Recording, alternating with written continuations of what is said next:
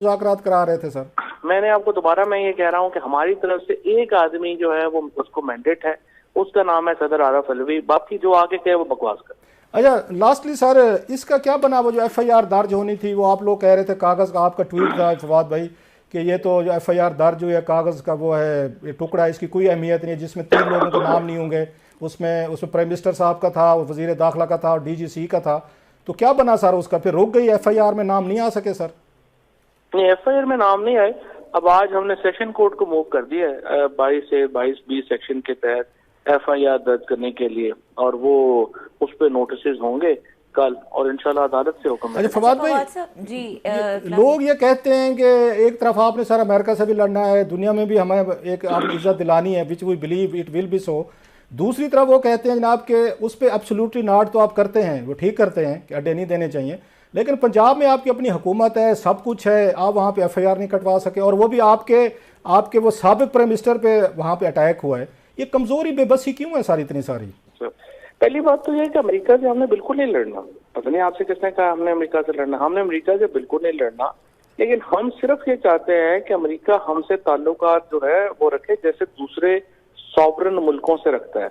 हमें कोई अपना जो है वो एक स्लेव मुल्क ना रखे, बराबरी के ताल्लुकात होने चाहिए, जैसे उनके इंडिया के साथ हैं, जैसे उनके बाकी मुल्कों के साथ हैं, वैसे ही हमारे साथ होने चाहिए। और अमेरिका के पाकिस्तान के साथ ताल्लुकात बहुत अहमियत के हामिल हैं, हम इसकी अहमियत को रिकग्नाइज करते हैं और उसके मुताबिक चलते हैं। अब दूसरी बात ये जो आपने कही है, बात ये है कि ये देखें, ये बेबसी हमारी नहीं है खाली, ये बेबसी मीडिया की है। मतलब अभी आपने राना सनाउल्लाह, शहबाज शरीफ का नाम लिया, आपने मेजर जनरल फैसल नसीर का नाम नहीं ले सकते। मैंने तीनों का सर नाम नहीं लिया, मैंने ओहदे बताए सर जी, मैं नाम फिर ले लेता हूं, मुझे कोई मसला नहीं है, मैं फिर ले लेता हूं सर। सुन लें, शहबाज शरीफ साहब के खिलाफ एफआईआर होनी थी, राना सनाउल्लाह साहब के साथ होनी थी, और मेजर जनरल फैसल नसीर साहब की। पहले मैंने तीनों के ओहदे लिए, अब मैं नाम ले लेता हूँ।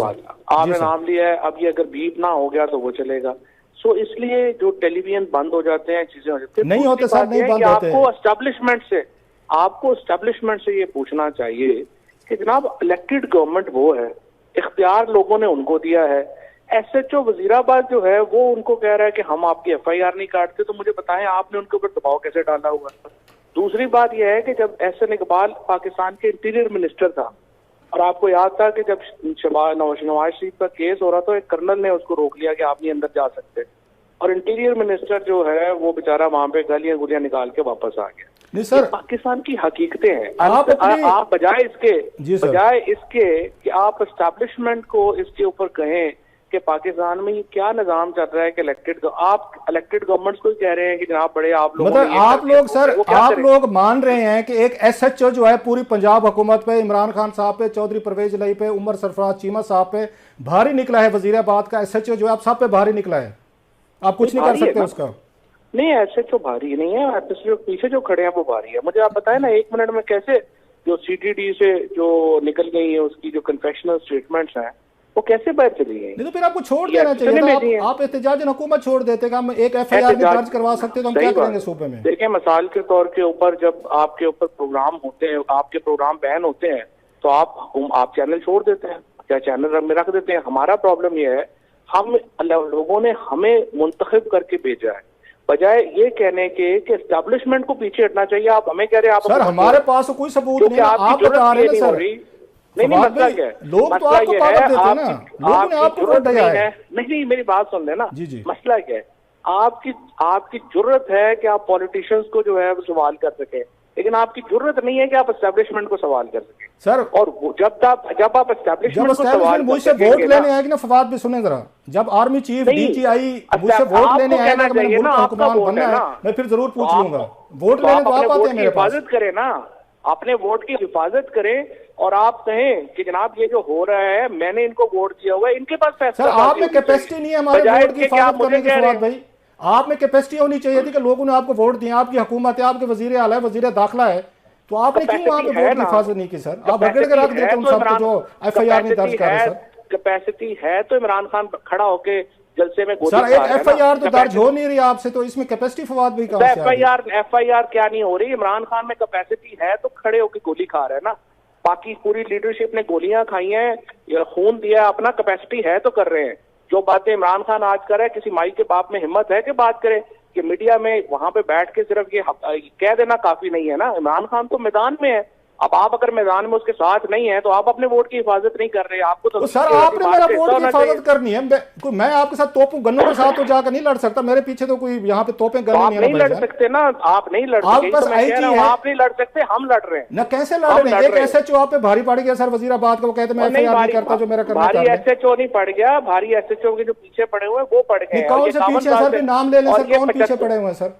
और ये 75 साल से पीछे भारी पड़े हुए हैं। ये सिर्फ आपकी गलतफहमी है, आपको लग रहा है कि यहाँ पे बैठ के जो है वो आप भारी हो गए हैं। लड़ाई हम लड़ रहे हैं, आप तो कमरों में हैं, आप तो शाम को के लिए आते हैं। अब आप बात दूसरी साइड पे चली जाएगी जहाँ पे हमने भी फेस की हैं चीजें, आपको भी पता है, हमें भी पता। मैं यहाँ पे बैठ के अपनी कारकर्दगी नहीं बताना चाह रहा, आपकी कारकर्दगी अंडर क्वेश्चन है। आप हमारे लीडर हैं, आप हमसे वोट लेके जाते हैं, हमने तो आपसे पूछना है कि आप बताएं आपने हमारे वोट को कैसे वो सिक्योर किया। आप कहते हैं वजीराबाद का SHO मेरे कहने पे FIR नहीं करता साहब, तो हम किधर जाएं? तो क्लासरा साहब हम एग्जैक्टली यही कर रहे हैं, हम वोट की हिफाजत कर रहे हैं, हम एहतजाजी तहरीक के ऊपर निकले हुए हैं, हम हकीकी आजादी की लॉन्ग मार्च कर रहे हैं। हमारे लीडर को गोली लगी है, हमारी लीडरशिप को गोलियां लगी हैं, यही हम कर रहे हैं, हम अपने वोट की हिफाजत कर रहे हैं।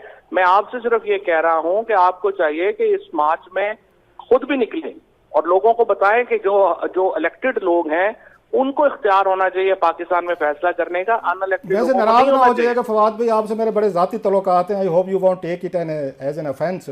जब आप लोग हुकूमत में आए थे, आपको अपने बयान भी याद हैं, अपनी स्ट्रेटजी भी याद है, मीडिया को आप कैसे हैंडल कर रहे थे सर? ईमानदारी से बताएं, आप खुद एंकर रहे हैं, बहुत बड़े अच्छे एंकर रहे हैं सर। जितना ज्यादा मीडिया को आपने रगड़ के रख दिया था सारे मीडिया को सर, जितना लिबरल मीडिया को हमने हैंडल किया पाकिस्तान की हिस्ट्री में नहीं हुआ सर। मैं कह रहा हूँ नहीं हैंडल किया, फिर नहीं आप चलो अकेली आवाज मैं हूँ सर, मैं कह रहा हूँ नहीं हैंडल किया। आप तो ऐसे फॉल्स पैरेलल ड्रॉ कर रहे हैं ना।